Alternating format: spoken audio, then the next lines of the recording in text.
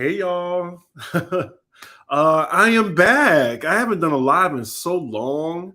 So greetings from New York. As y'all know, it's been flooding up here, but I'm okay. Like I got up at 9 o'clock. I saw it monsooning out this window. I was like, nah, I am staying my happy black A inside. I can't curse as much because look, I don't need YouTube on my back today. Anyway, I stayed home all day. I watched Gen V, which is a really good show. Y'all check it out. And then I listened to the Bethenny and Nene interview. That stuff was 2 parts. So it was 2 hours, y'all. I listened to all of it. So then I was just like, let me just do a live. And yeah, this is it right now. I'm gonna let y'all like come into the room, like give y'all about like a good minute, 2 minutes to get in. We could get started. I took my notes. I will say, I'm trying to think what was more entertaining. I think I enjoyed Carlos King interview more than Bethenny's. Let me turn my phone off because do not disturb. Okay. Oh boy. So hey y'all. Hey Carlos. How are you? I see you, Godless Sewing. Rashida, I see you. Hello everyone. Janice. Oh man. Oh man, where to begin? I have like a whole thing of notes on this. Oh Lord. Oh, by the way, I'm just getting off of having a cold. So look, it's gonna be hard for me to talk. I got my water. I still got the sniffles just a little bit. It is not COVID, y'all. I'm just, I've been around a lot of people this past week. I went to Philly, I went to DC. Had a good time. Where did I go with? I had a good time with Jared from Poly Side Eye. I was trying to see what I did in DC. We just ate and went out like two old men. And then I went to Philly to see SZA, and all is forgiven. By the way, SZA was amazing. Mm. Oh, Carlos is suffering succotash. I don't even know. Like my throat is a little bit scratchy to do the whole Nene leaks, so I can't really do it as much as I want. Oh, before I get into the live topic for today, we're doing Pop Roast at 1 p.m. tomorrow, Saturday, September 30th, 1 p.m. Eastern. Also, if I have time, well, you know what, I have to because I put it in the title. I'm going to do a short little review of the looks for the Real Housewives of New York because I have thoughts. So it is 40 of you in the room. I feel like we should just get it started because I don't want to lose my voice. I'm going to be talking for an hour. So, Bethenny used, and I won't want to say that, she used Nene Leaks for her podcast. This interview was altogether, including commercials, 2 hours and 30 minutes. 2 hours and 30 minutes, and over 25 of those minutes were ads. Like you can even like go and play part one.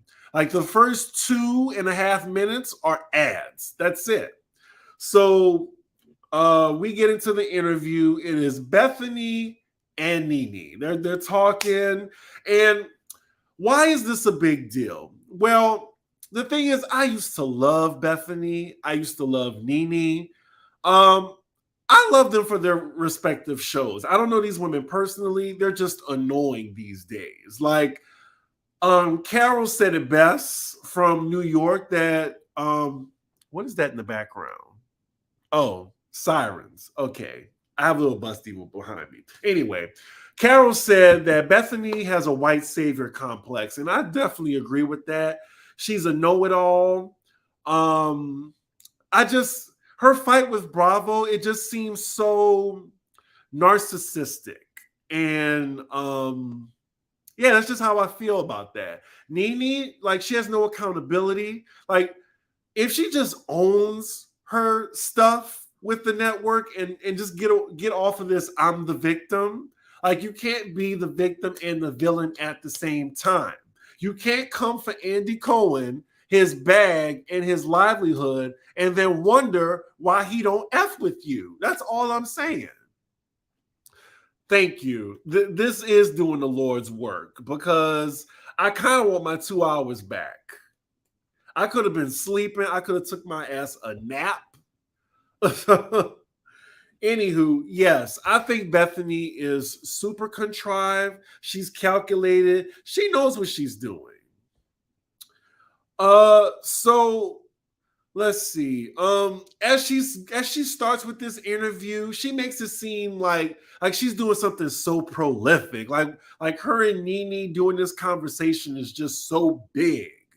You would have thought she was interviewing Michelle Obama.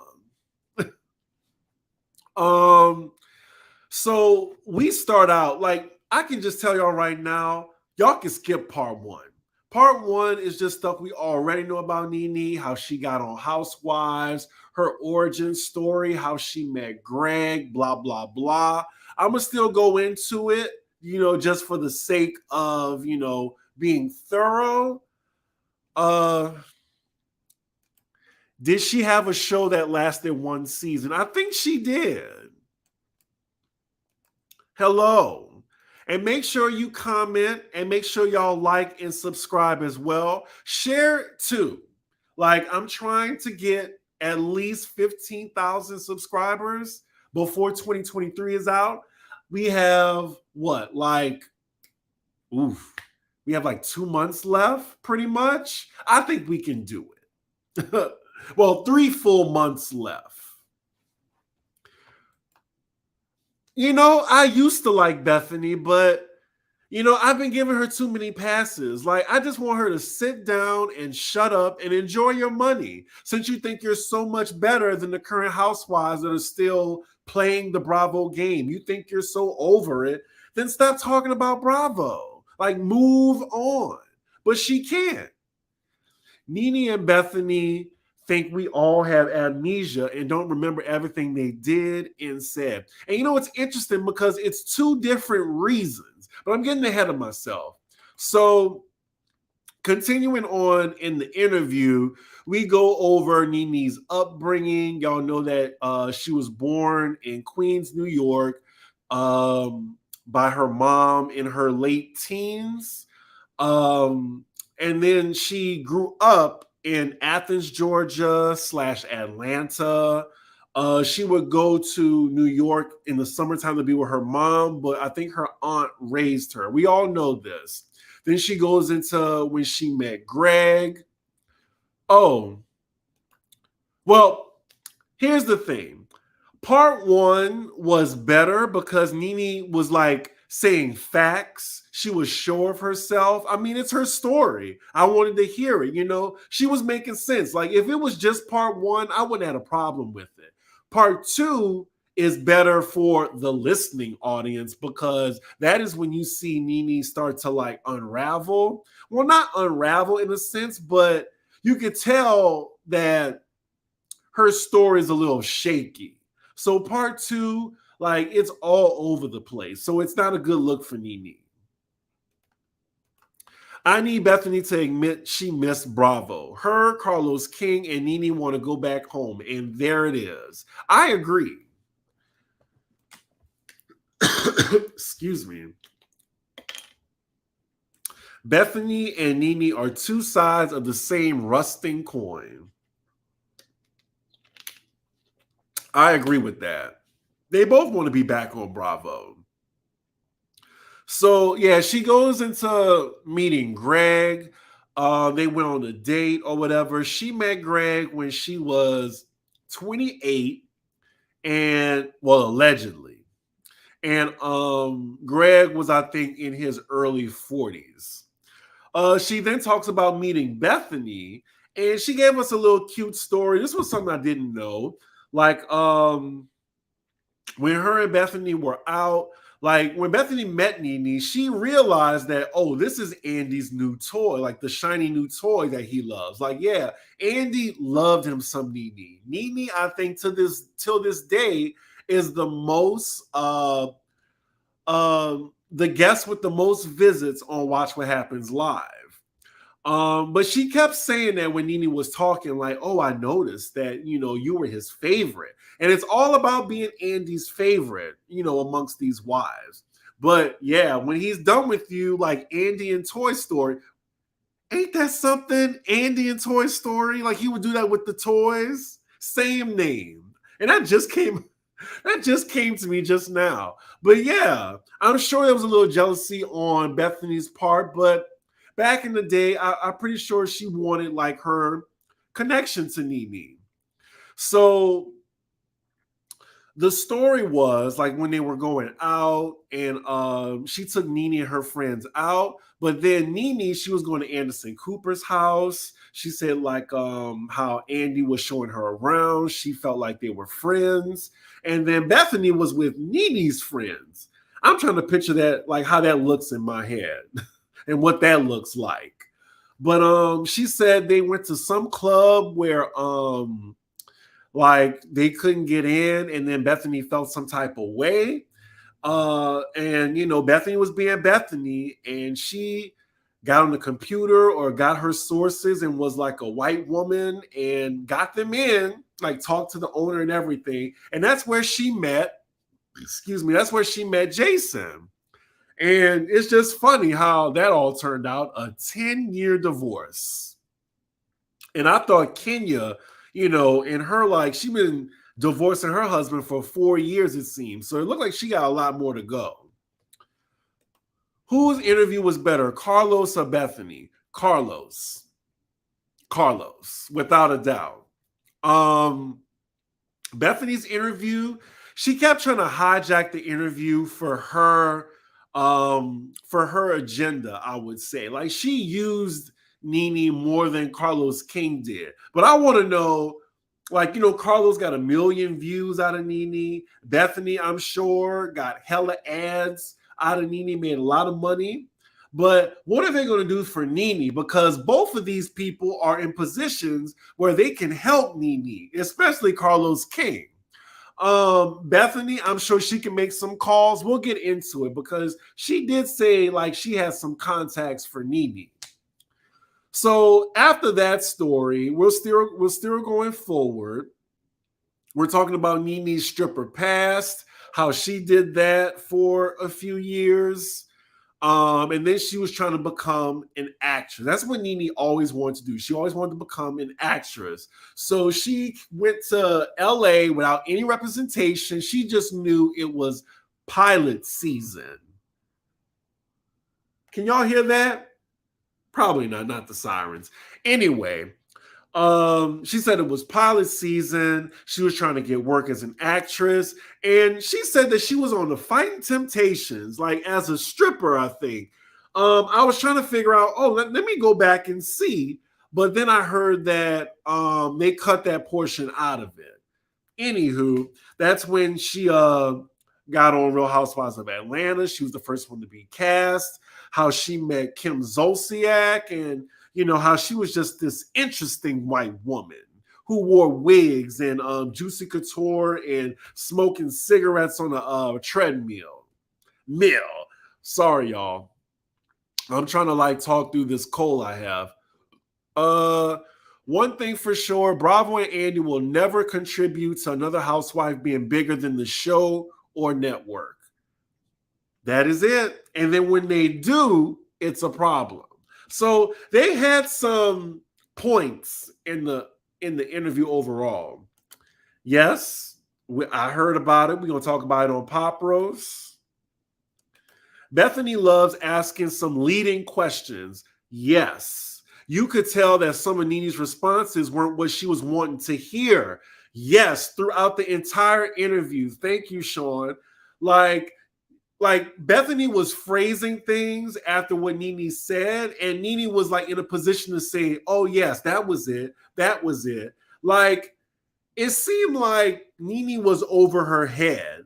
Like Bethenny was definitely, whether Nene noticed or not, manipulating the interview and getting the answers she wanted out of her. It was part two where Bethenny was really leaning in, trying to get some concrete facts out of Nene, and then Nene was like, and then really silent, tripping over her words and stuff. And you can tell, like, that's where I think Nene needs to be pressed on. And I think if she went to somebody like Tamron Hall or somebody that would really press her, like, oh, so you're saying this? Well, what does this have to do with what happened with the closet and everything? You know, like, I feel like she still wasn't being pressed. Oh, you thought the interview was boring?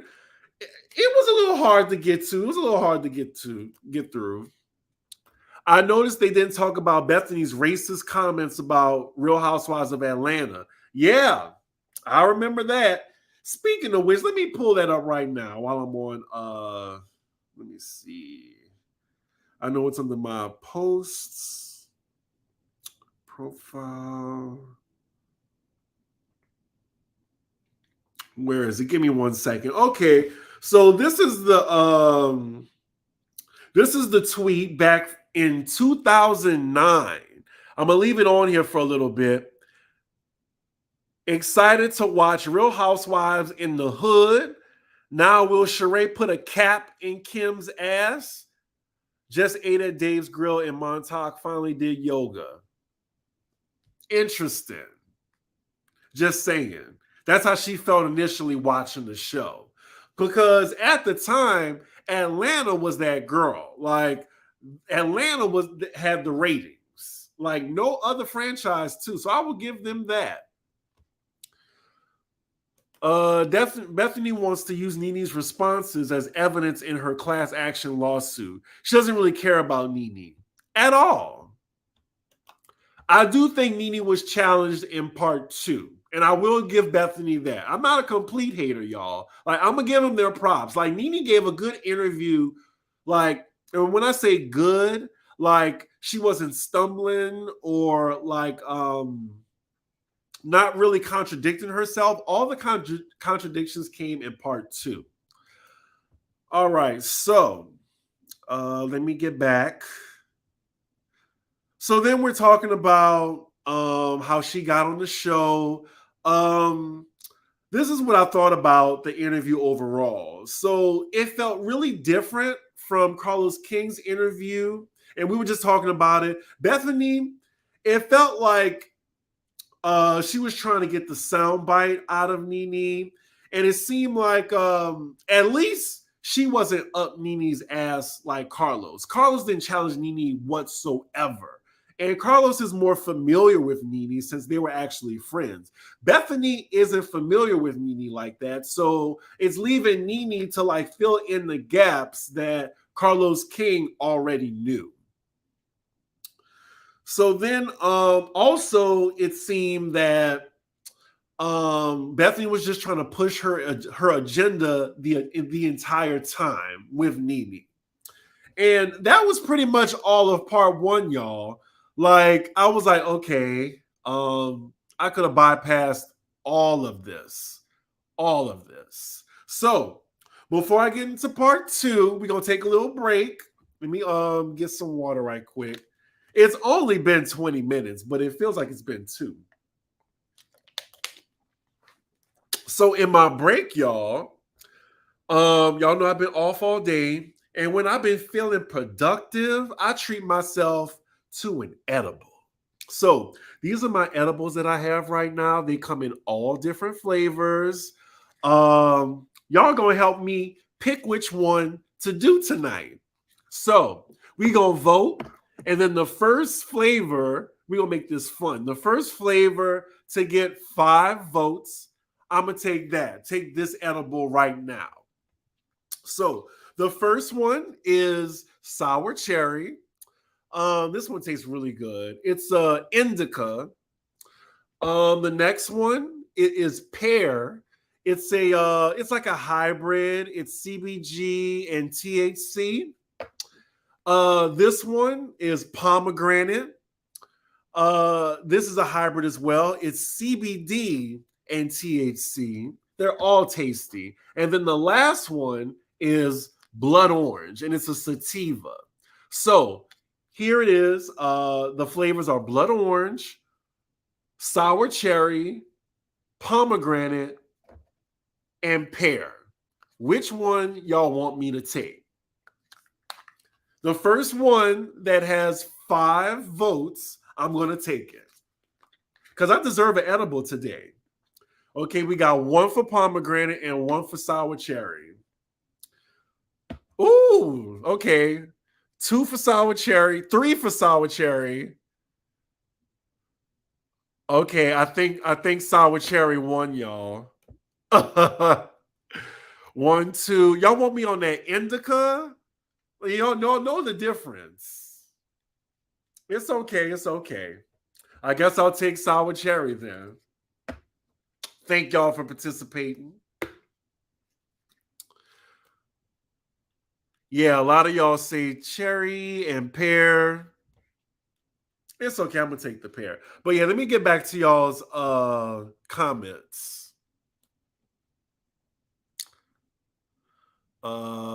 Let's see. Bethenny had 2 years to acknowledge Nene and paid her dust, so she finally needed more gasoline on the fire. That is a very good point. That's why I love, y'all interacting, because I didn't even think about that. Nene been in the, in the weeds with Bravo for a long ass time. And now Bethenny's worried about her. Yeah, Bethenny was getting something out of it. Bethenny was jealous that Atlanta was the #1 show over her show. Yep. I'm doing great in the flooding because I didn't leave my damn house. That's why. I had work today. We had a concert. They canceled it. And I stayed my ass home. Just wonder which one will answer Bravo's call if they come knocking. Exactly. I feel like all of them actually want Bravo to call.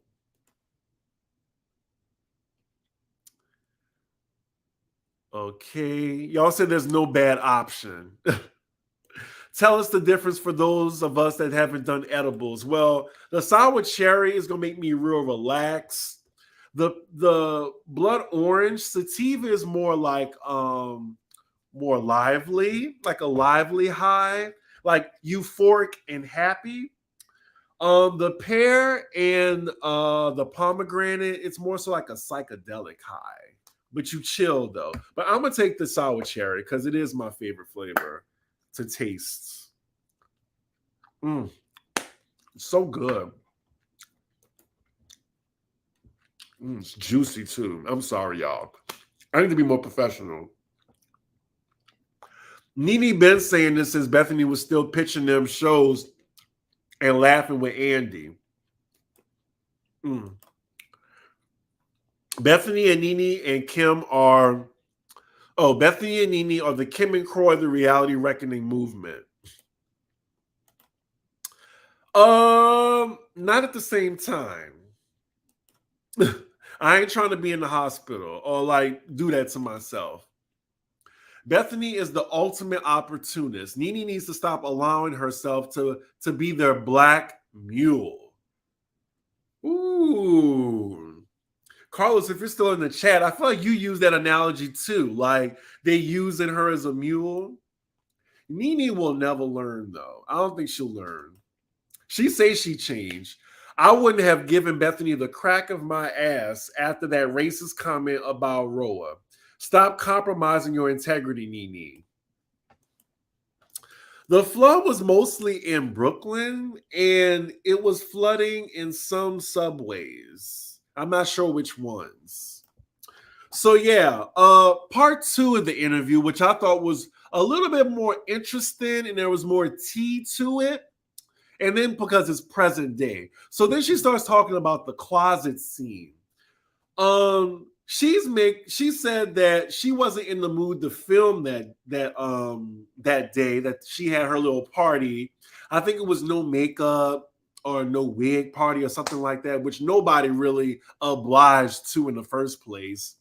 She said that day she found out that Greg definitely was admitted for cancer. So production, I guess, pushed her to do it, which I thought production can't make you do. Shh, they can't. But let's just follow Nene for the sake of it.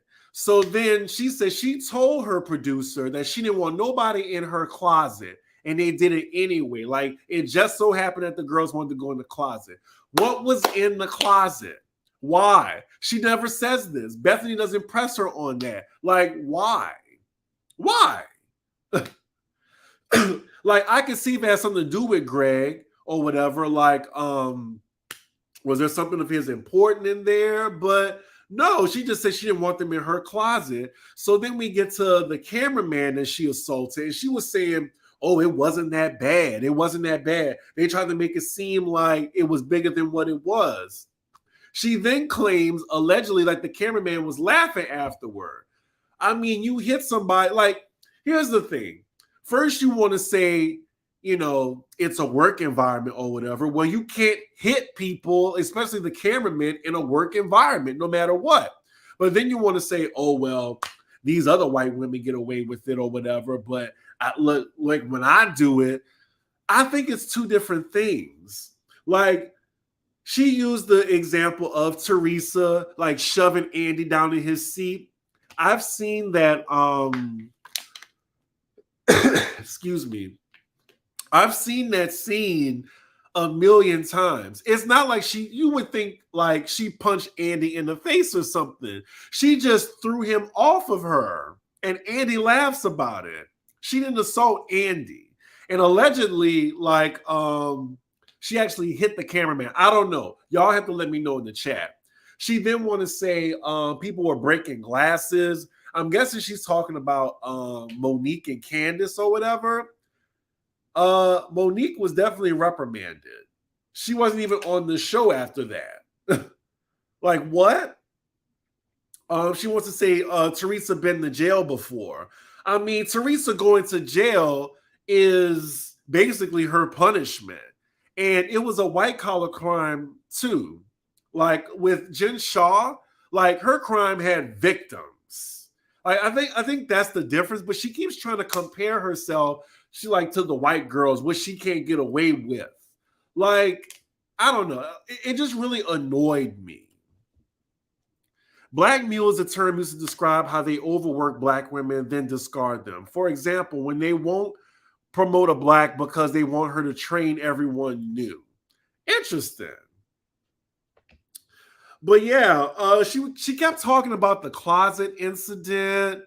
And then she said people were saying that she had an altercation with Kim. I have never hit Kim on camera or something. I'm tired of her saying that. 1 second. Got to lubricate because I can't keep talking.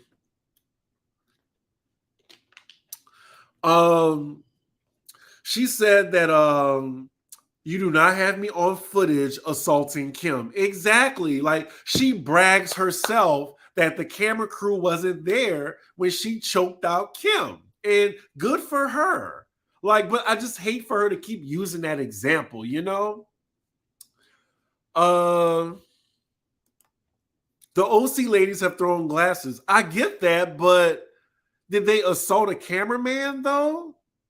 And another thing is, we all know that Nene, she wasn't happy on Real Housewives. And then when everybody, I think when everyone was like ganging up on her, that's when she left too, I think. Tamara threw a drink in Gina Kill's face and tried to get Gretchen drunk and in a compromising situation. Oh, well, wasn't she put on pause? I mean, look, that's the difference. I think what these other white housewives didn't do, they didn't sue the network. They didn't accuse Andy of, you know, RAPE or being a racist or, you know, anything that like huge where it would affect his job.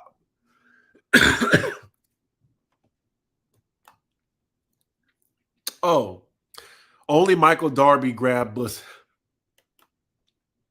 closing camera at reunions, walking off from scenes. Yeah, but at this point, Nene was already like when she slammed the laptop down, she already like left the reunion early. She already did that to the cameraman. She already was like being defiant with production or whatever. So what else are they going to do? I feel like they had to play hardball. But yeah, she's talking about all this to Bethenny. Nene peddles in whataboutisms, which are sometimes so valid, and other times her refusing to take accountability for her actions. She does it with her own cast too. Exactly. Like she does it with her own cast. Like Portia, she got in the fight and is right back on Bravo. Portia got her own show, but she doesn't bring up that example. Nene was mean when she was going through things with Greg, divorce and cancer. She was.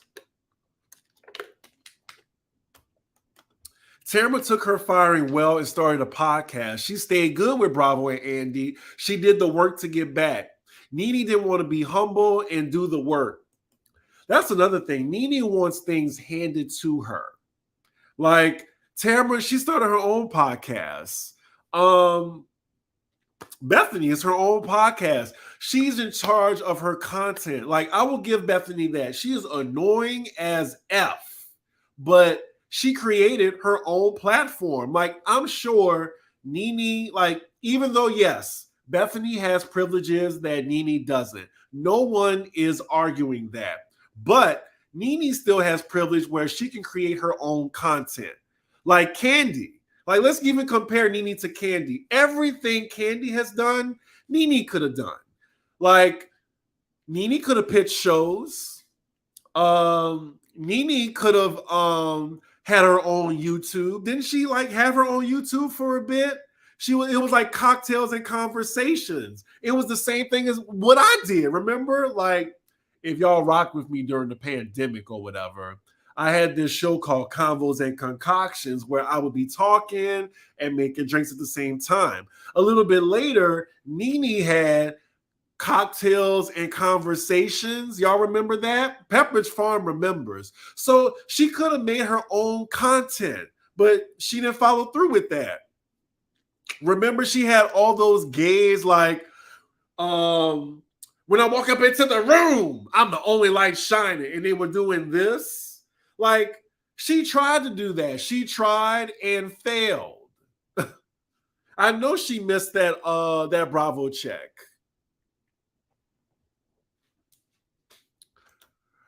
That's what I want to know. Is that lounge still there, y'all? We need to find that out because she has not talked about that lounge in a long time. We haven't even seen her in that lounge, in a long time. If one of y'all live in Atlanta, please find out.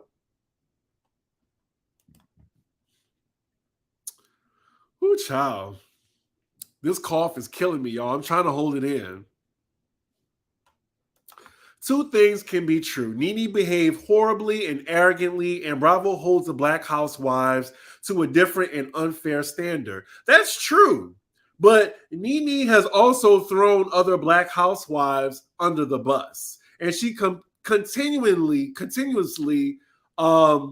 talks mad mess.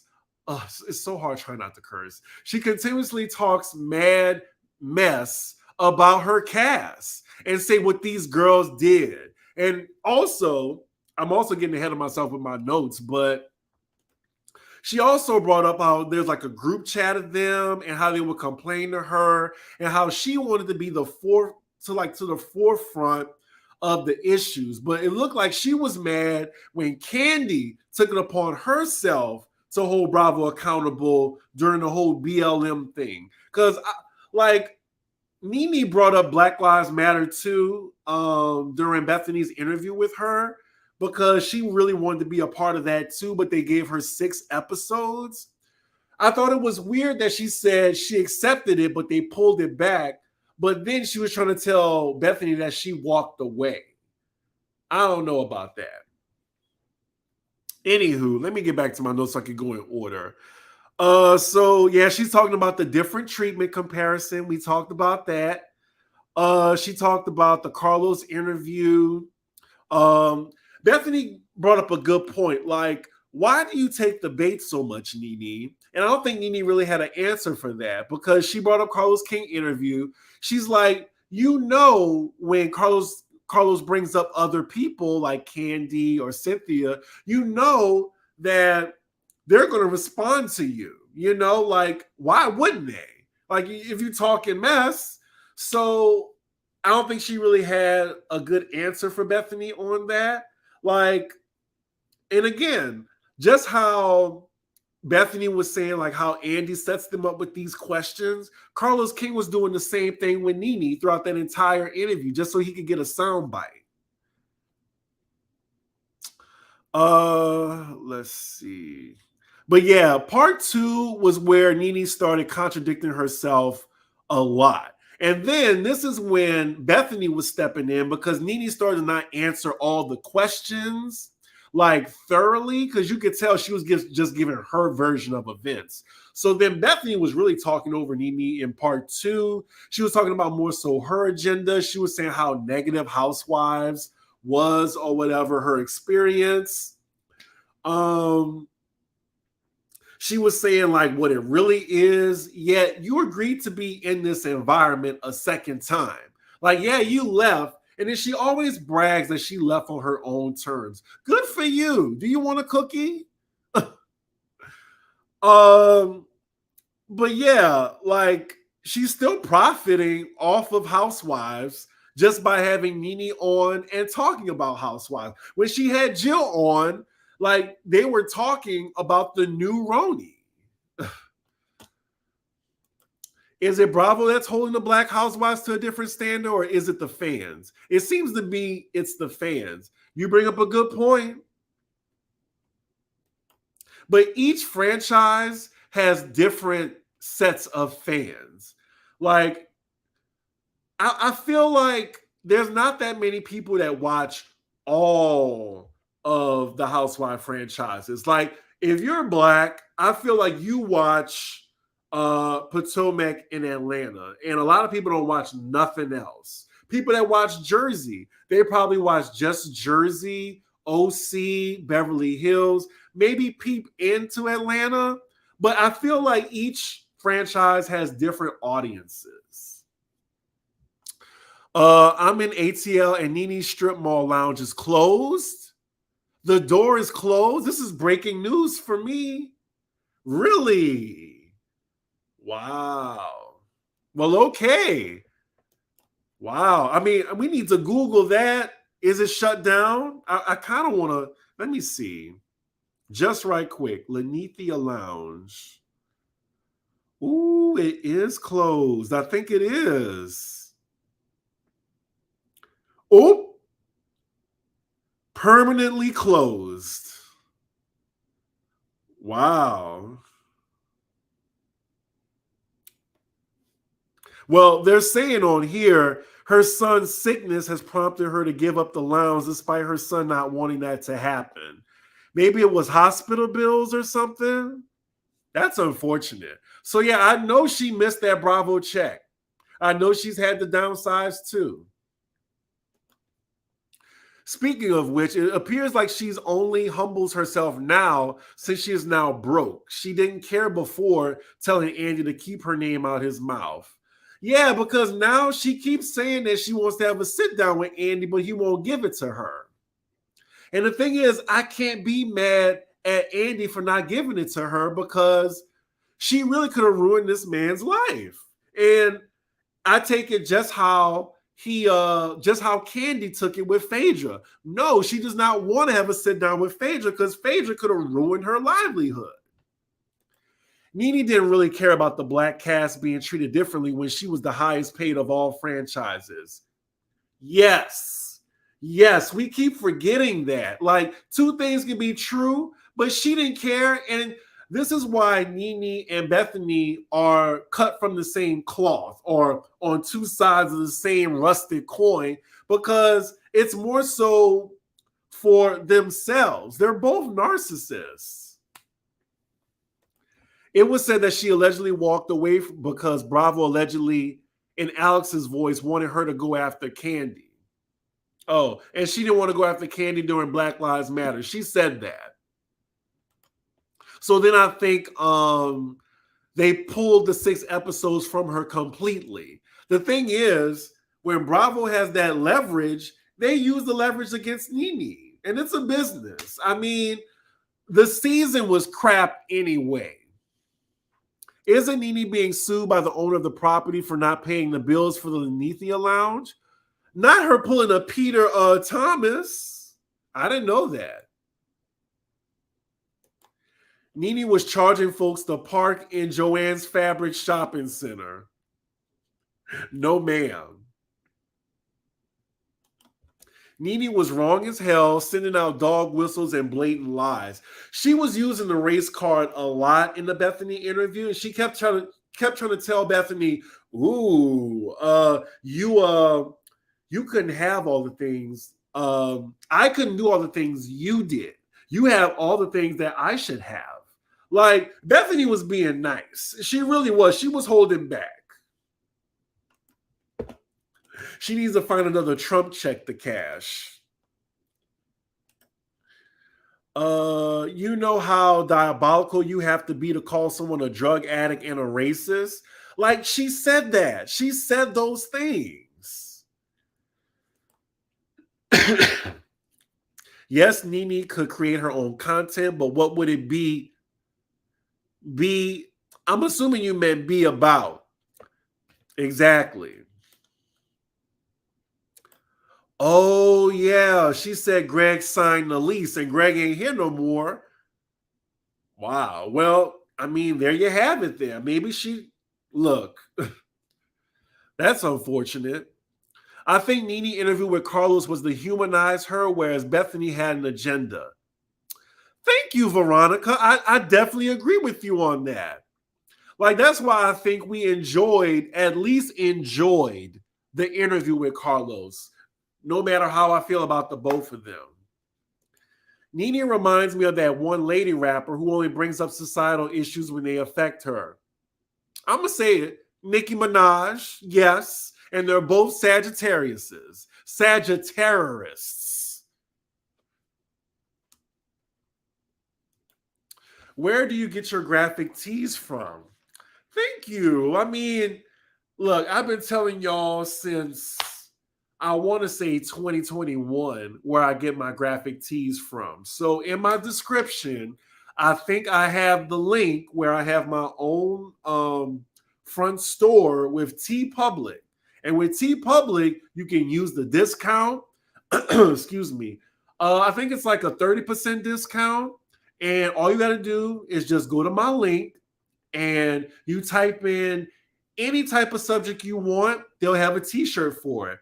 I wanted like a Daria themed t-shirt. One of these came up and yeah, it was like $18. They're a good price too. So it's in the chat. If not, please DM me and I will send you the link. I have a partnership with them and I get like, a little bit like 10% of the sales on each shirt. Let's see. She's blaming all the bills for the lounge on Greg. Oh, wow. No, it's for her clothing store, $20K in back rent.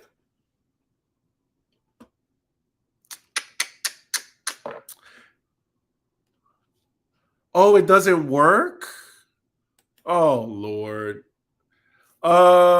Let me see. You know what? I'm gonna change it after the episode. Excuse me. I wonder why doesn't the link work? That's so weird. Anyway, back to the my notes. So she was talking about acting in her career, like this was around season 4, season 5, where she was acting on Glee. She was on The New Normal. And Bethy was asking her, like, yeah, she was happy for her. Like, I'm sure you were glad that you were, like, getting another check. And she was asking her, like, how was the money acting? And Nene was like, Oh, it was okay. I was like, okay. So then that led me to believe that even her being an actress, on a show, she was not getting Bravo money. Like, when I tell you, Nene will never, I mean, as long as she doesn't work with Bravo, Nene will never get what she was getting paid at Bravo ever again. I know she missed that $3 million. Like, how do you mess up that bag? Like, Nene is a reality TV legend. And now it's just sad what's come about it. Like, she could have did everything differently. And even like, I'm getting to the end of the interview, but even when asked what could she do differently, she still doesn't have an answer for it. Like, she still doesn't hold herself accountable whatsoever for where she is right now. Like, look, these acting gigs that she had, even like, these guest parts. Like, when you think about it, when you really think about it, like what actors get, like as a guest on a show, I mean, it's a couple $1,000. When she was supporting on the new normal, like, it's a cute little check to have, but when you're the star on Bravo and they're getting like 4 million viewers on a Sunday night, or I think Atlanta's always been on a Sunday, and you getting like at least a cool million, like that. It, like, these gigs that you got, it seemed like chump change. So of course she was going to go back to Bravo for that check. So I heard about this. Ryan Murphy stopped talking to her, but no one's asking her that question. I wonder why. Let me see. It says the page is broken. Okay, I'm gonna fix it, y'all. I can't do two things at once right now, apparently. Let me blow my nose right quick. I'm gonna put myself on mute right quick so I can blow my nose. Everybody.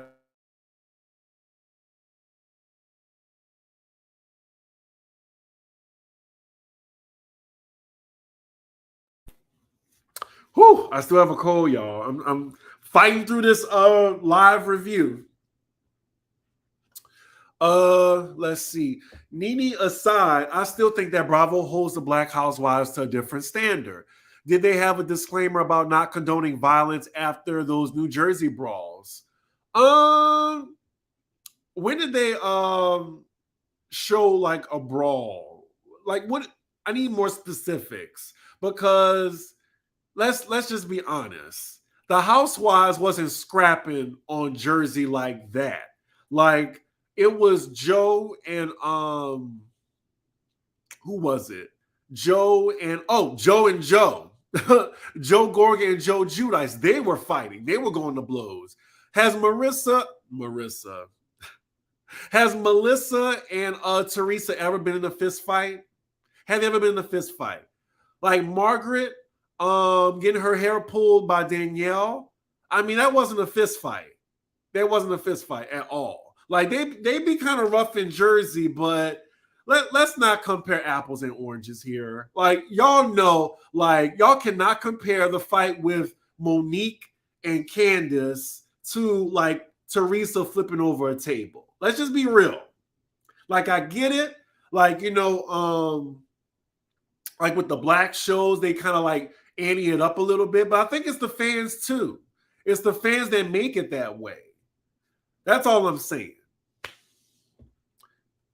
Now, there is a difference. I'm just saying that I just think it's different to compare like two housewives like physically scrapping to like throwing up a table.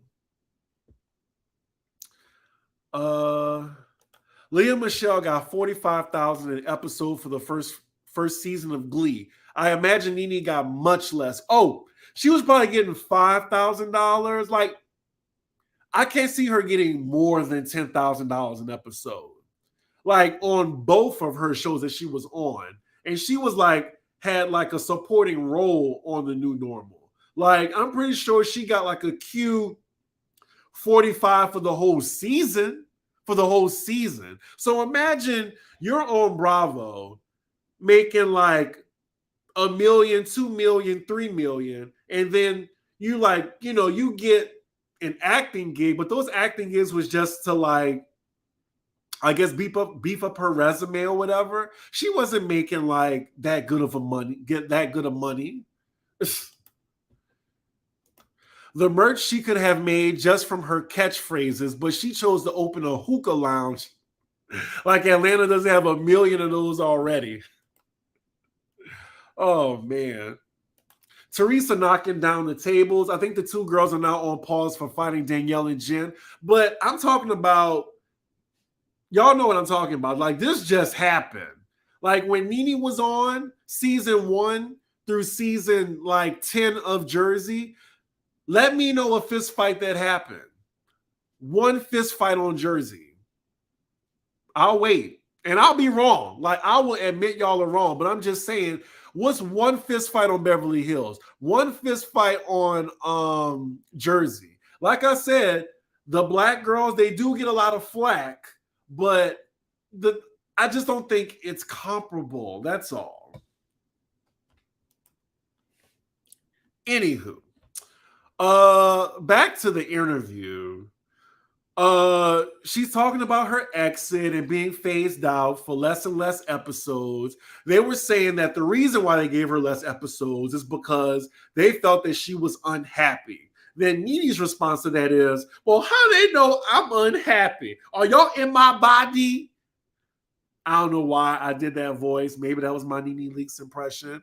But like, clearly you looked unhappy, Nene. Like, I remember when you were on the Greece trip, they broke the fourth wall because you were like cussing out production and saying what you will and won't do. You were being difficult. And then we saw, like, with the cameraman, I'm sure like there was a lot of other moments where she was like, oh, I'm not doing this, or being flippant with production. And then I'm pretty sure the last straw was her slamming a computer down and not being a part of the reunion.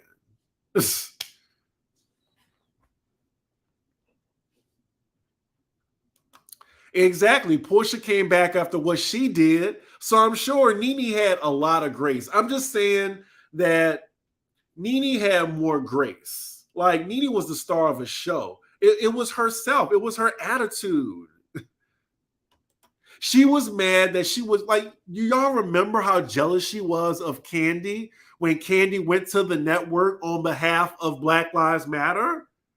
Like, I know y'all remember that. Contrary to popular belief, Nene lies about easy to verify facts, like the status of lawsuits. Exactly.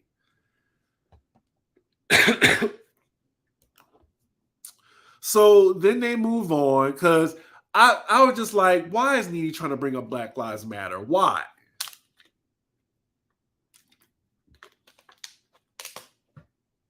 Let's see. Oh, so when Nene's like, when Bethenny's asking her like a bunch of questions, like, excuse me, Bethenny was just trying to get a solid answer out of Nene, but it just seemed like she was talking in riddles then. I'm not sure if she just couldn't talk because of the lawsuit. And you can also tell that she was just jealous of Kandi. Dorit was not in a fight, y'all. She was in a verbal altercation. Maybe you're talking about a different person on Jersey. So then they get into Andy's baby shower, and you could tell, like, this is when mostly Bethenny started doing the talking and why she was just so above it and why she didn't go. Nene confirmed that they all pitched in like $5,000 for Andy's baby shower. I'm like, okay, I mean, the man gave them all careers. I mean, that's the least they could do is throw him a baby shower. Bethenny, she was like going off, like just saying, oh, this event, everybody wanted to kiss the ring. Everybody like was dancing on tables for attention. It was disgusting. Like, girl, this is why Bethenny gets on my effing nerves, because she likes to think like she's above it all. Like, oh, I did this, or I made the most off of this. Okay, good for you. Good for you. Like, but you're still talking about it though. It's still relevant in your space. But yeah, she was going in on Andy. So then they're talking about their relationship with Andy, and Nene says, and then I think this is the first time she said this. She said that her and Andy were never friends because she never went to his house. And I'm like, girl, you and Andy weren't friends? Like, I asked Love B. Scott. Love B. Scott hung out with y'all, like with y'all together. I remember that. Like, y'all were all in Miami. This is on B. Scott's podcast. Like, Nene and Andy were friends. Excuse me. Nene won't admit she had a run of bad press at the end of her Real Housewives of Atlanta time. The closet, the sexual assault. Oh, I forgot about that. The sexual assault Uber comments, the Black Lives Matter comments she deleted when she was like comparing her gripe with Bravo to Black Lives Matter. And then when she attacked Wendy Williams and Andy. Her going back would make Andy look guilty. He ain't going. I never thought of that. I didn't really think it would make Andy look guilty. It's just like, how do you come back from that? I think the only way that they could come back from that is if Andy gets her to say that I did not mean you were a racist, and I did not mean you were a cokehead.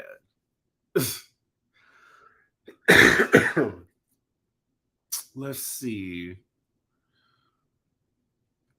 Now Nene's saying she don't think Andy ever liked her. I didn't understand that either. Like, I could see Bethenny's point, like how he's probably jealous of Bethenny, how they're like on an equal playing field, but there was always this power imbalance with Nene and Andy. So for her to say Andy never liked me, I don't know. I'm not buying it. I'm not buying it. I'm leaving it on the rack. I'm not buying it. Also, something really interesting. So Bethenny told Nene, so you basically burned the house down. You burned the bridge with them. And Nene was like, oh, what? What? I didn't? Like, the thing is, it seemed like she's still trying to hold on. Like, if like there's a shred of a chance for Bravo to want to sit down with her, she really thinks she did not burn the bridge. Because she thinks in her head that, oh, if I'm burning the bridge, that means like I did something or something. Like, Nene, you burned the bridge with Bravo. They will never work with you again.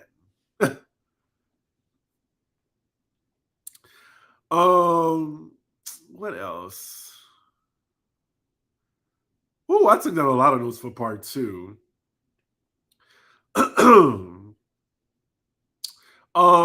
Bethenny says that they were in talks to do a show together, like Ebony and Ivory, like some type of show. And the production companies that Bethenny went to, they said they're not touching it. Like, because Nene at the time, like, of course they're not going to touch it, because these production companies, like, she was shopping it to Bravo. Like, why would Bravo mess with Nene when she's suing the network? So yeah, Nene was blackballed, but she said she could not get any work from anywhere. And I was like, well, she was on College Hill. You just not getting work that would pay you as much as Housewives was. Like, it really sucks to see Nene is in a position where, like, these reality shows, they could pay her whatever they want to. Like, it's just like a matter of like if she just really wants the check, or if she really needs the check or not.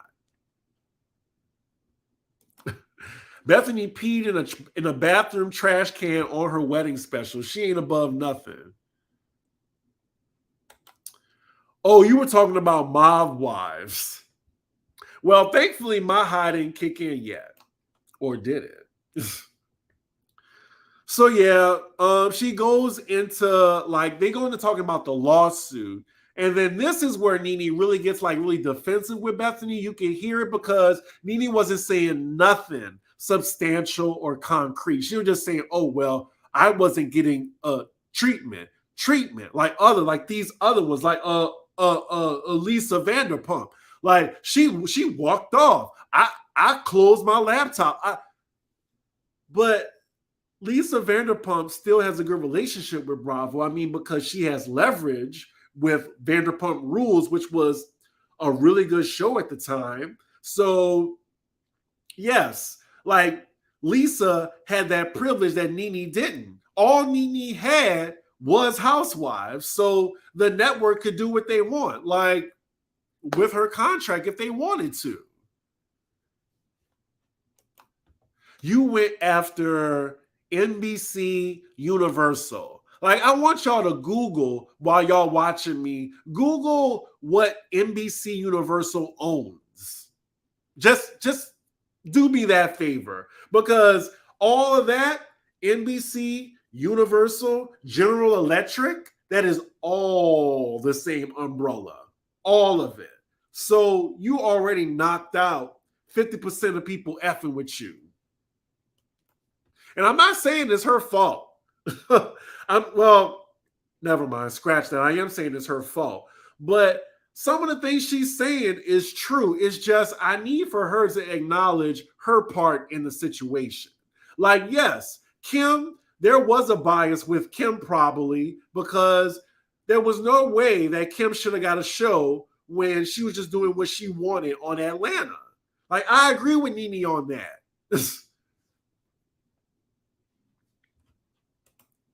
Oh, Nene would have been great on E! News, but Bravo is under the same umbrella as E! News, NBC, Universal. That's too much power. What else? Then she's talking about her mistreatment, and she's saying, "Oh, here's an example." She brings up Vicky's lawsuit or whatever, but it's more so about. Oh, I think you're talking about this. Nene and Vicky got the same treatment. Their behavior got them fired. They were hateful their last seasons. Vicky stopped complaining about Bravo, and Vicky is now being eased back in. Yes, like lubed penis in an anus. She's being eased back in. Like, even if she did a lawsuit to maybe the production company, or maybe she threatened Bravo with lawsuit. I don't know. I'm not familiar with Vicky's arc, y'all, because of OC, but Vicky, I don't think came after Andy in the way where she said something that she couldn't come back from. When Nene said about Andy, you can't come back from. Like, I'm sure we all have friends or people in our lives that we know, like, can somebody do something to you that they just can't go, like, come back on? Anywho, Bethenny then brings up a good point, like, how can they give you fair treatment? Because she kept asking Nene, like, what do you want? Like, what do you want in this sit down? And she couldn't say. Or she was like, I'm not going to say it here. Like, you make yourself less credible when you say stuff like that. Like, I would rather you say, well, it's still an ongoing lawsuit. I can't give specifics on what I want. But she kept saying fair treatment, fair treatment, fair treatment. She couldn't answer the question. And I feel like Nene's problem is she's all talk and no action. Because in this moment, I think she was talking about Bethenny saying, like, oh yeah, your reality reckoning movement, it's she's behind it or whatever. And she was saying that if you, I think they were talking about hypothetically if they sat down with Bravo and like being unionized. And Bethenny, she did say a fact that SAG-AFTRA, I'm not in that realm or whatever, but she said that SAG was behind them and, making a union. Like, if Nene really wanted to, she could just do the work. Like Bethenny said, I could give you the number right now. I could put you in touch with these people. Like you can make a union. But Nene's worried about herself. She's worried about her situation. That's what I'm trying to say. Because wouldn't it be something if Nene met with SAG and started to try to get something going? Just, yes, exactly. All talk, no substance. Like, Nene is going to continue to be in these situations where people are calling the shots on her life if she doesn't make her own content. Own something. Own something. And when you own something, make sure you pay the rent or the bill. Like for your business. Like she has to own something. She needs to have ownership. And that's the problem. That's why you're in the situation you're in. Like you don't own Housewives. Like Bethenny, she doesn't own Housewives either. That's why she keeps going after them, because she's mad that she didn't have ownership over her image on the show. Please chime in, y'all, if y'all agree or something, or if you disagree. But I'm saying, like, Nene needs to own her own content. If she's like, but it seemed like she just wants to be hired. She keeps saying, "Oh, I'm ready to work. I just want to work. I just want my check. I want my water, and that's it." I'm like, okay, but I don't know. Like, Nene could have a podcast if she wanted to. I'm not sure if I'd listen. Let's see. She brings up the talk show thing, but she doesn't go in depth with it because Bethenny don't care anything about that. She didn't even know anything about that. Also, Nene brought up something else. She wants to be paid for the GIFs and the memes. Is it GIF or GIF? I always think I'm pronouncing it wrong. I don't know about that. Maybe celebrities whose images are used should be paid for that. I mean, I don't disagree with her. But when everybody was when everybody was pressuring her to not pressuring her, but giving her props on like the memes and stuff like that, she was negative about it. I was just like, oh man, well, can't be happy for Nene, being the most memed housewife ever or pop culture entity of all time, because she's sitting here mad about it. So it's just like, okay.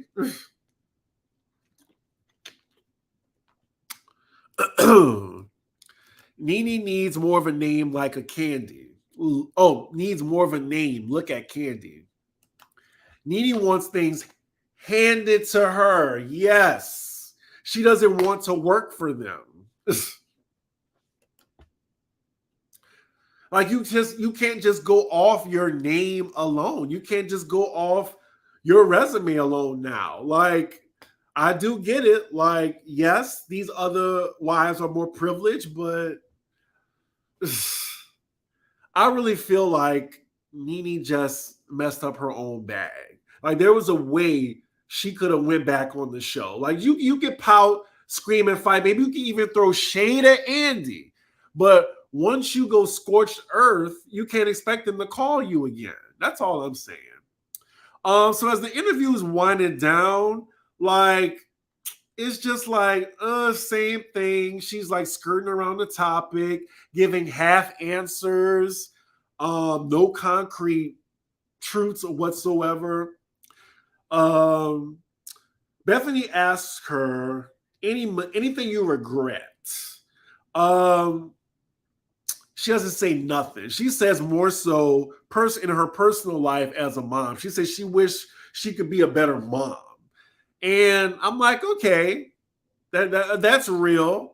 But what about you don't regret anything involving your career? I just wanted to hear that. Nene reminds me of a 40-year-old cousin who whines about not having the job he deserves, but his lazy behind never stops playing video games and getting on Twitch. The creator of GIFs said it's pronounced GIFs, by the way. Okay, well, I had it right the first time. Candy knows how to build and maintain professional relationships. Something Nene and Sheree do not know how to do. Ooh, and I know it's burning Nene up. I know it's burning Nene up because look, she said that she should have as much as Kim Kardashian, which she should in some regards because it's just so different, the two of them. So they're wrapping it up.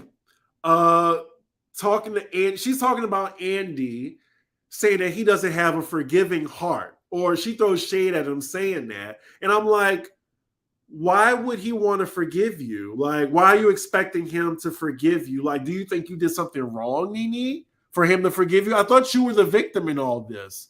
What does he have to forgive you for? Like, I think she knows she effed up. She knows it. She said the wrong thing. She accused him of being a racist. And the cokehead thing, I mean, okay. But I think what really was the nail in the coffin for her and their friendship, relationship, was the racist accusation. Let's see. So yeah, that was pretty much the interview, y'all. Like, she said at the same time, yeah, she said she's not worried about it. Like, that's another thing. She said that she wants to sit down, but she's not worried about what Andy thinks now. It was getting on my nerves. Nene forgot that she is a black woman in entertainment. Without talent and without, she's going to be scraping from the bottom. Damn. She has no talent, no friends. Well, damn. Kathy Griffin went after Andy Cohen too, and all of her specials and shows were scrubbed from Bravo. That's a thing, but look, she had her own content after that. She had her own platform. Chris, I'm glad that you did this live because I do not plan on watching that interview. I don't recommend it. Save your 2 hours, y'all, because I was mad. I could have been catching up on my shows. I could have watched the movie. Like, I was mad after this interview. I mean, that's it for the interview, by the way, though. Bethenny tells her again, you need to make your own content. And I totally agree with that. That is the solution to this situation. Make your own content. And then maybe somebody will pick it up. Like, hell, Joe Budden has a podcast and is making hella money from that. You'll never make, over like $2 million, $3 million anymore, but you could work if you wanted to. I think she could. It's a shame because Nene was that girl. I wonder who was managing / advising her. So, y'all, that was the interview. Overall, if I had to give it a letter grade, I give it a D. Nene's just singing the same old song. What saved it from being an F was, I feel like, to a point, Bethenny was, my high's kicking in now. My high's kicking in. Bethenny wasn't giving her. Oh my God, I just had a mental blank just now. I'm very high right now. Bethenny wasn't kissing her ass. That was the thing. And I appreciated that. Like, Bethenny was framing her questions where she could get like a clear, concise response. And Nene didn't have that. Oh, yeah. Exactly. Like, I was just like, ooh, I feel it. I feel it. Can you feel it? Can you feel it? Can you feel it?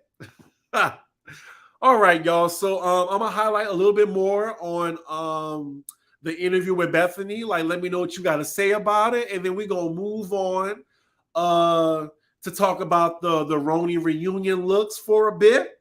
And then, I'm going to chill out and get to cooking later tonight because I told y'all I'm not leaving my apartment. So I'm going to highlight some comments on what y'all think about it, about the interview. Y'all want to see y'all thoughts, and then we're going to move on. Make what content, though? What is she good at? A clapback? That's what I'm saying. Like, I think that's a hard truth for Nene to swallow.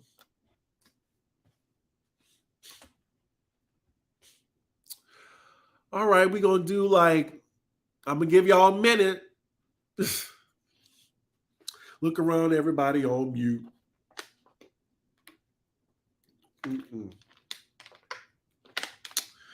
Ooh, y'all, I just can't believe I got my sinus headache again. Oh my God. Anywho, I guess we'll get to the Real Housewives of New York reunion looks. So they dropped earlier today. Let me pull it up. Let me see the likes. All right, so these are the looks, y'all, and collectively, I was a little underwhelmed. I really was. So these are the looks from left to right. You got Uba, Bryn,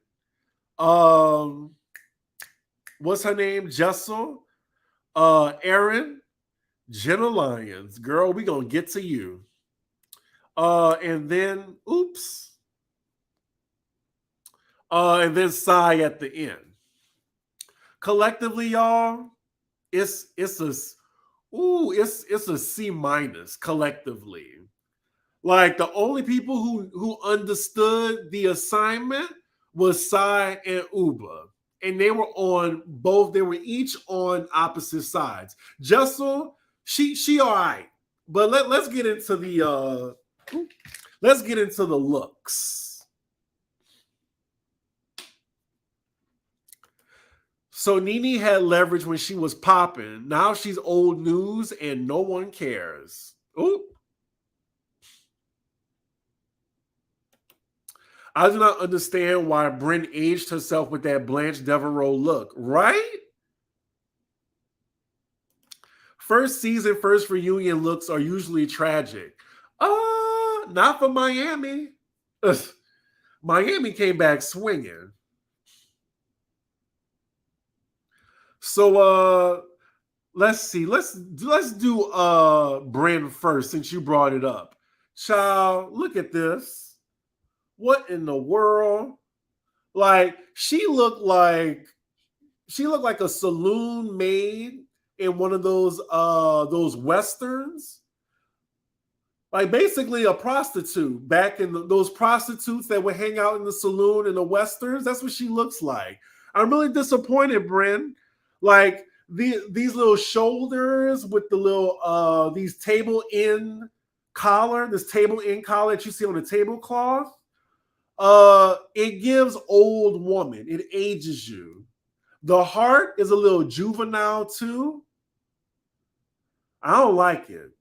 Like if it was just the black, I would have liked it. There was no theme. I feel like there was no theme at all. But she definitely looks like a barmaid right here. So afterwards, let's get to Erin. Wrong. Oh, she got a big forehead too. I can say it. Wrong answer, forehead. Why would you come to your first reunion dressed like this? Like, this is what you wear to a cocktail party, like a little date night gig. Like, this is the last time we see you. Like, this is the last time we see you for your season. This is how we're going to remember you. I'm a little disappointed, Brent. I mean, Aaron. Bryn's dress looks like a sexy pilgrim costume. Brothel Madam.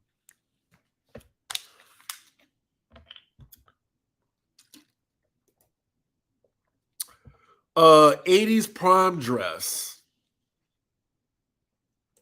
Brenna's look is my mood when I go to dressy events.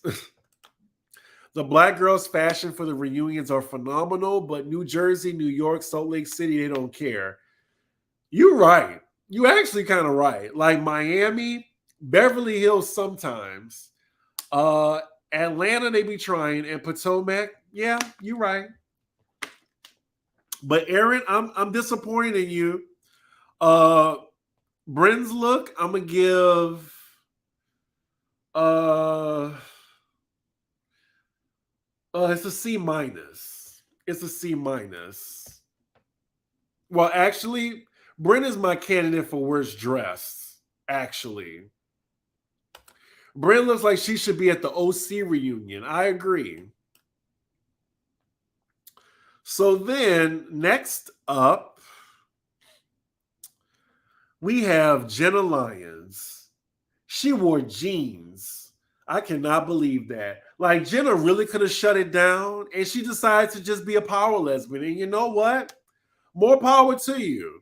Like, she have this what is it? It's like this see-through blouse that I think we saw her wear at the in the episodes. The little tie. I mean, she looked cute. I mean, they look together actually, by the way. They look like a couple. But yeah, I'm a little disappointed, Jenna. I really am. I mean, she don't look bad, but I just don't think it's appropriate for the reunion. Jeans. She's the first housewife to be on there with jeans. And the thing is, I think she don't care because she's loaded. Let me look at Jenna Lyons' net worth, y'all, right quick. Jenna Lyons' net worth. Net worth.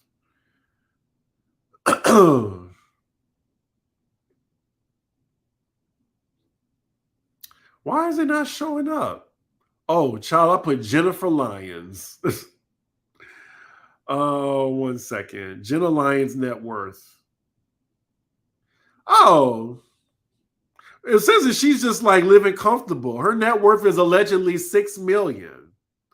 I was thinking it was more. Maybe because she has a high social currency and she's rich. Oh, cocktail party theme. Okay. All right. Well, still, some of them still failed. Hard. But yeah, Miss Jenna Lyons, I'm very upset. Like, you could have brought in more. You could have definitely brought in more than that. So next up, we have Jessel. And you know what? She looks great. I just wish it was a different color. I feel like it just didn't photograph well. Like, this is a decent dress. She looks good. I actually like the hair, the makeup. She looks young. I don't mind it. I actually don't mind it. I don't have anything bad to say about it. I would like to see the shoes though. I like the little peekaboo at the side. It gives a little sexiness. Like, she looks good. Do y'all agree? She looks good. I'm not sure if I like those earrings though. Yeah, I actually like how she looks. Now I'm more at it. Oh man, you say hefty, hefty. That's why I think she shouldn't have did that color. Wrong color. Hefty, hefty. It's so hefty, baby. This is why Jenna gave her that lingerie that covers her up. So next up is Psy, and y'all, I gotta say, Psy, she looked like money. She looks like money, head to toe. She is doing it, and then serving face too. I think she did that. She did. Oh, look at the shoe. Look at the, oh, I think this even bumps it up more. Look at the shoe. Look at the heel. That's a good shoe, in my opinion. Her legs look sexy. I'm gay as hell. I might not know anything about that, but the shoe, that's a bad shoe to me. This is a nice dress. It's so clean. You think it's too high? I think it's just the right amount of sexy. I think this is a candidate for best dressed.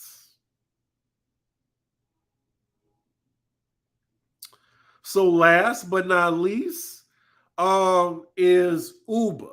So Uba, she has like a level up on the other ladies. Like she looks like a supermodel. Well, she is a model. Um, the dress just looks really good on her, and it's different. Like it's pretty. Do y'all like it? It's okay. I just think it's a garment that's well made that just looks really good on her because Uba's beautiful. Here's another angle to look at it. She looks good. I like it. Another best dressed contender.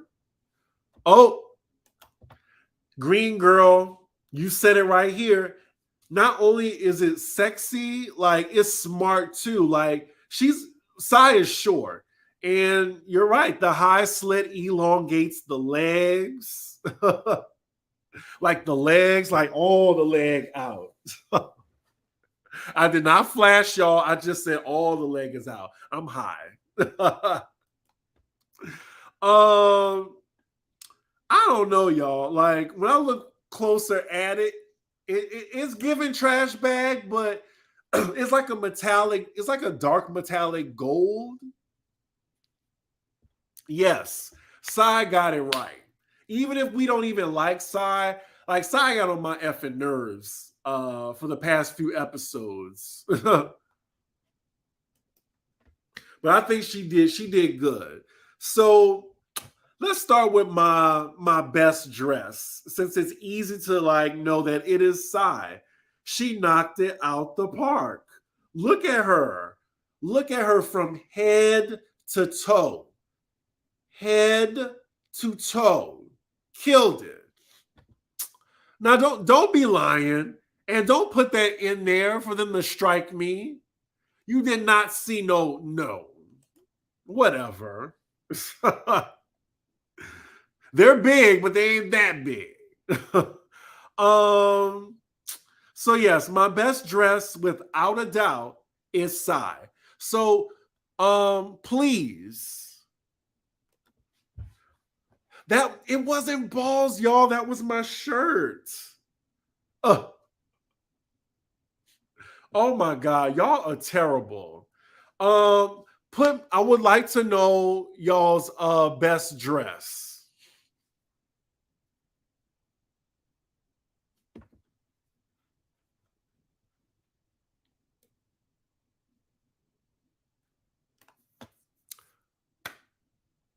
So it looks like nobody likes Jessel. Nobody likes Jessel. So we have Sai.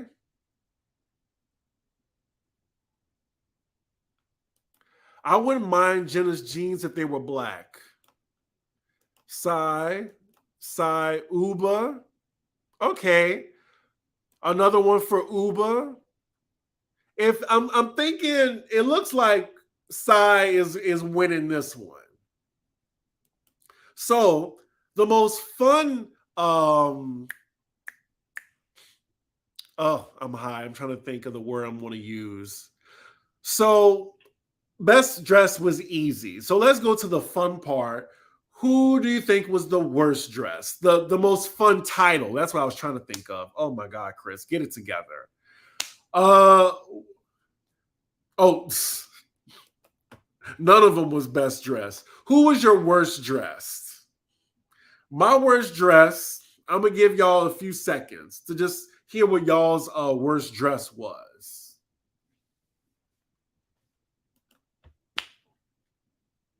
I'm not getting y'all's responses quickly.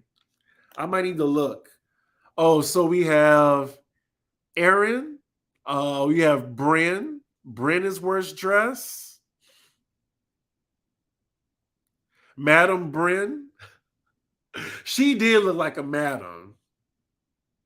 Bryn looked like a pilgrim. Jessel. Oh, wow. We got one for Jessel. So, Aaron, she doesn't get my worst dress because at least she looked cute. The dress was just wrong for the occasion. It was a cute dress. I like Jessel's look. I really like Jessel's look. Um, who else? I think those are the only. Yeah, my worst dress is Bryn. Like it's a fail. Like the heart in the middle. Like I just really hate the heart in the middle. The shoe is wrong. Those metallic shoes with that dress, and then this material that's right here. It just really ruins the look. It really does. So yeah, that's my worst dress. And yeah, I'm looking forward to the first clip for the reunion. It should only be 2 parts though. I'm excited to see it. Anywho, y'all, that was my episode. I'm right at an hour and a half. I've been on here a long time, y'all. So yeah, with that, I would love for y'all to subscribe to the channel if you're not. Also, what else? Follow, subscribe. It's the same thing. Sorry, y'all. Like the video so I can get into that algorithm. Please like the video and comment. Please, like, be interactive. I read all the comments. I love comments, even the bad ones. But be forewarned. I'm gonna come for you as hard as you come for me. So look, if you don't want to get came for, don't come for me. So yeah, I appreciate y'all watching on a Friday night too. I understand that. Please hope that I get better because oh my God, I'm going through it right now. Like in the past 2 days, I've been partying for I went to DC and Philly, so I had a fun time, and I guess I caught a little cold. Oh my God. Ha! I can't laugh too hard. Not Ruth Bader Ginsburg. She sure is. I could definitely see Ruth Bader Ginsburg in this dress. I'm stealing that one, Sevi. I'm sorry. Stealing it. Thank you. I appreciate it. But yeah, y'all. Also, hit up the tip jar too if you want. My Cash App is $CDiggy1. Also, my Venmo is Chris-Diggins. All tips are greatly appreciated. Again, this is my full-time job. I have a part-time job bartending. Not for long though. Concert season's almost over. But yeah. What else? The Patreon. So we're having another Pop Rose Extra next month.